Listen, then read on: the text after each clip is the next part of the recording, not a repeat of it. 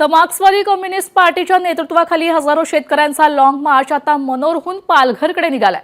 आज दिवसभरात मनोर ते पालघर हे 30 किलोमीटरचं अंतर पार करत हे लाल वादळ पालघर जिल्हाधिकारी कार्यालयावर धडकेल।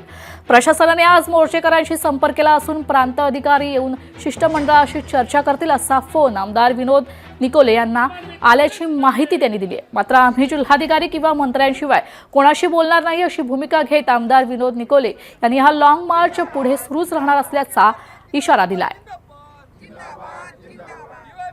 खरं म्हणजे आता जवळजवळ 50,000च्या वरती हा शेतकरी या पायी मोर्चामध्ये सामील झालेला आहे आणि तो हा अपेक्षाने आलेला आहे की माझ्या पदरामध्ये काही ना काही ज्या मागण्या त्याच्यातलं माझ्या पदरात काही ना काही पडेल, त्याची निराशा होणार नाही ही नक्कीच दखल मार्क्सवादी कम्युनिस्ट पक्षाचं जिल्हा नेतृत्व घेत आहे।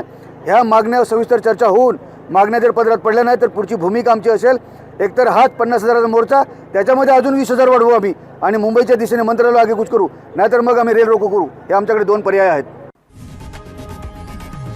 लोकशाही मराठी ऐका, पहा, जागरूक रहा।